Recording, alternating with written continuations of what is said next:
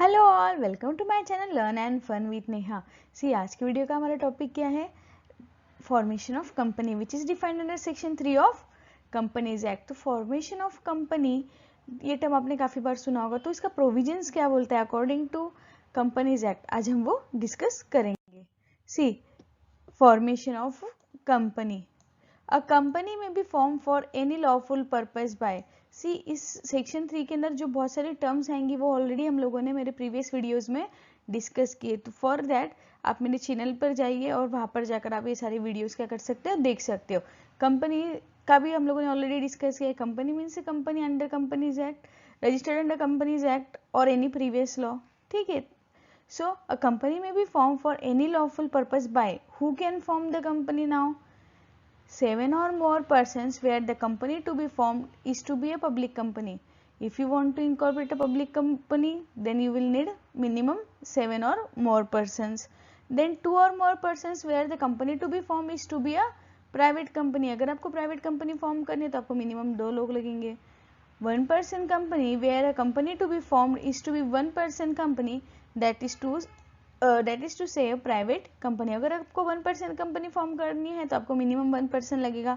Again we all know कि सिर्फ private company can be a 1% company, public company register हो सकती है कि 1% company, single person public company register कर सकता है क्या as a 1% company? No, 1% company is always a private company. Same provisions हम लोगों ने किसके लिए देखे थे? Small company.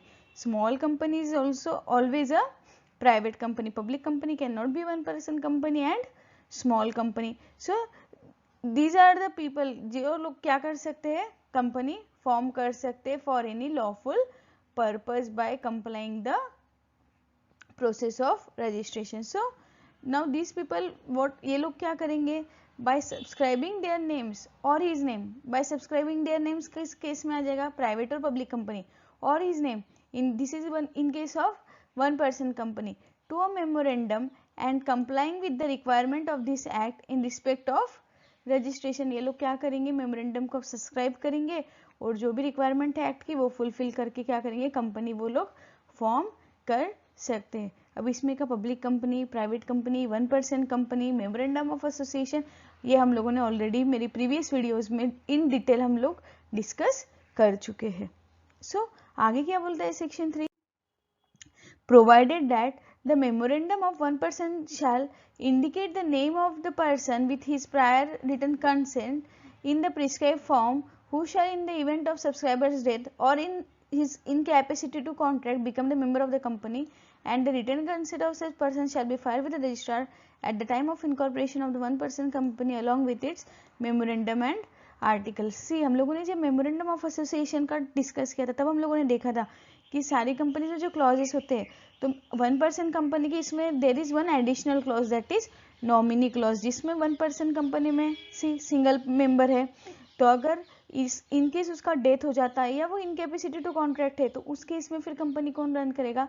इसलिए उसको at the time of incorporation जो भी नॉमिनी रहेगा, जो उसके बिहाफ पर आगे काम करेगा, अगर उसको कुछ हो जाता है या डेथ हो जाती है इनकॉर्पोरेटेड टू कॉन्ट्रैक्ट, तो उसका नाम क्या करना है? उस नॉमिनी का नाम क्या करना है आपको? रजिस्ट्रार के साथ में फाइल करना है at the time of incorporation, और वो आपका नाम किस में आएगा?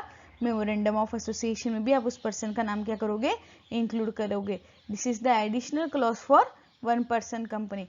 Provided further that such other person may withdraw his consent in such a manner as may be prescribe. For example mister A 1% company form की, अब उसने क्या किया? मिस्टर बी को अपना नॉमिनी बनाया, तो क्या मिस्टर बी के ऊपर हमेशा के लिए कंपल्शन है कि वो बी ए का नॉमिनी बनकर रहे? नहीं, he can withdraw his consent but he has to follow the procedure. See आपको कंपनी एक्ट में कुछ भी करना है, company can do that but it has to follow the proper procedure which has been prescribed under the act. Then provided also that the manner of 1% company may at any time change the name of such person by giving notice in such manner as may be prescribed। हम लोगों ने जो ऊपर case discuss किया था उसमें ए ने B को नॉमिनी बनाया था, बी को नॉमिनी रहना था कि नहीं रहना था, तो वो उसने विड्रॉ कर ली कंसेंट।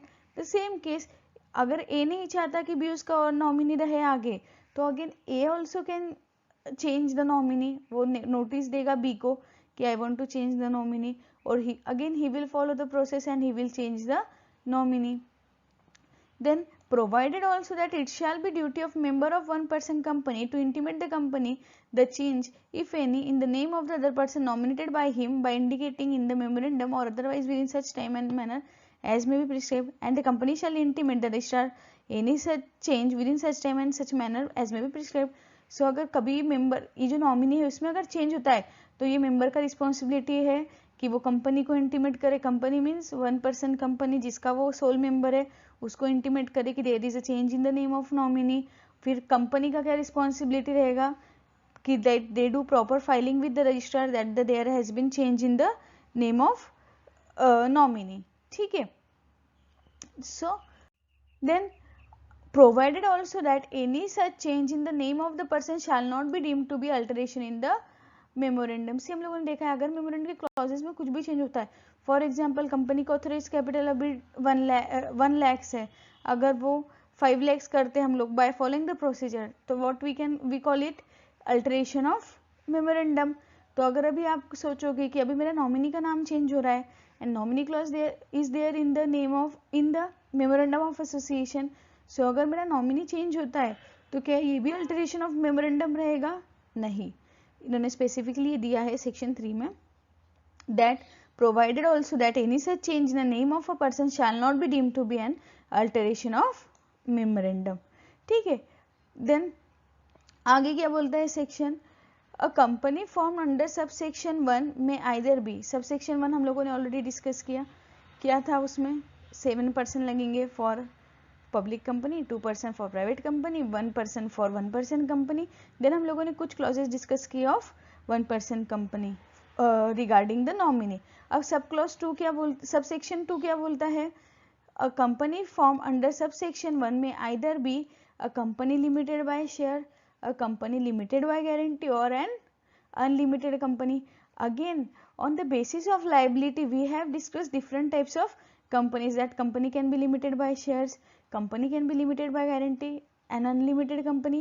ये सब हम लोगों ने ऑलरेडी डिस्कस किया. That you can get in my videos. तो इसके लिए आपको मेरे चैनल पे जाना होगा और ये सारी वीडियोस आपको क्या करनी पड़ेगी, वहाँ पर जाकर देखनी पड़ेगी. तो आपकी सारे डाउट्स क्या हो जाएंगे, क्लियर हो जाएंगे. तो so this is all about section 3 of companies act 2013 which says formation of a company under Companies Act 2013. Now we will try to cover all the sections. हम अब सेक्शन वाइज थोड़ा discussion करेंगे. Section 3 क्या बोलता है, हम लोग section wise अब आगे बढ़ेंगे आगे की वीडियोस में. आई होप आपको ये वीडियो समझ में आई. आई होप आपको आज का ये वीडियो अच्छा लगा हो. अगर आपको आज का वीडियो अच्छा लगा तो please do like share subscribe to my channel. Do refer to your friend जिनको आपको लगता है कि ये वीडियोस यूजफुल होगी, तो प्लीज़ मेरा चैनल उनको रेफर कीजिए and ask them to subscribe as well. And yes, अब इसके बाद की जो वीडियोस है हम लोग उसमें सेक्शन कवर करने की कोशिश करेंगे. जो कंपनीज एक्ट की सेक्शन है, सेक्शन वाइज हम लोग डिस्कस करेंगे आगे के प्रोविजन सारे related to formation of company. So stay tuned for my next video. And yes, फिर मिलेंगे नेक्स्ट वीडियो में. Thanks for watching. Bye bye.